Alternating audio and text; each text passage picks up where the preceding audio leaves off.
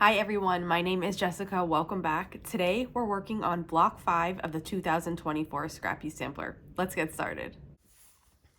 So I have all my pieces for this block cut out, and this block uses easy corner triangles, so we're going to be making a bunch of those. The first thing you need to do is get one of your background pieces and two of squares of either color that you're using. And then what we're going to do, you can mark this corner with a pencil and a ruler if you'd like. We're going to sew from the top corner to the bottom corner, and we're going to repeat that over here on this one too, the top corner to the bottom corner. So if you want to mark these, you can. You don't have to. What I usually do, and I talk about this a lot, so if you've been following along, you'll know that I line that top corner up with my needle and I keep the back corner on this line, and that line is also in line with my needle, so I get a very straight line there without having to take the time to draw that. This block works good for chain piecing, so you can do all one side if you want. And we're gonna have 4 rectangles with one color and 4 rectangles with another color. So I'm going to make 4 of these with this light blue. And once you have all of the squares for the first set of 4 sewn on, you can sew on the squares for the second set of 4. It's exactly the same process for this block for both of these units. One is a lighter color and one is a darker color.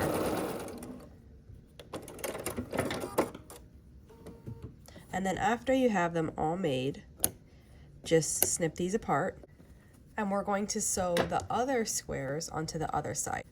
This is supposed to look like a flying geese unit, but with a space in the middle. So we want to make sure that we're sewing, when we sew these on, that we're coming from the top corner in on both of them. And if you're chain piecing these and then you turn them around, it is easy to get mixed up. So you want to make sure that you're sewing them on the correct way.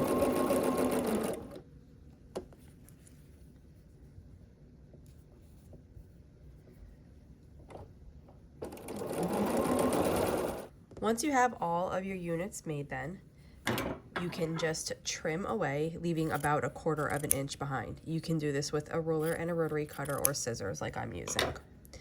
And then you can finger press or press with an iron open.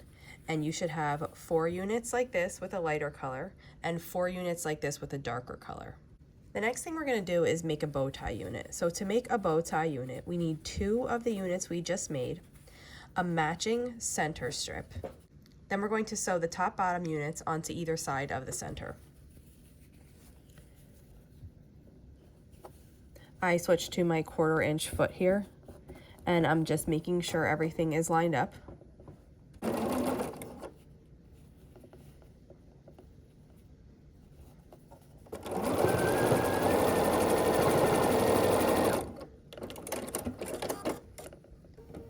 We have one side sewn on.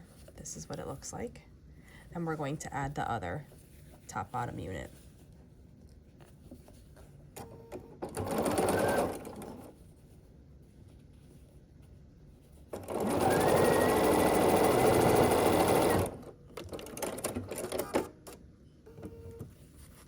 And here is what our bow tie unit looks like. So we need 2 light bow tie units and 2 dark bow tie units. Here are my dark bow tie units, and then I have my 2 light ones. Once you have your bow tie units made, you're ready to start assembling the block. Now you could press these beforehand if you'd like to. I'm not going to, but we're going to take a light one with a dark one like this. And then on the bottom, it's going to be the opposite. The dark one standing up first and the light one horizontally. And what's going to happen here is this is going to form a little bit of a pinwheel here in the center as you assemble these.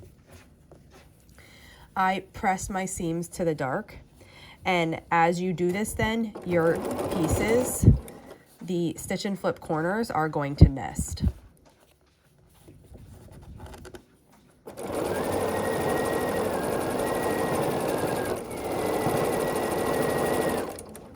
And then we have one remaining seam here to sew, and again, these easy corner triangles will nest with each other.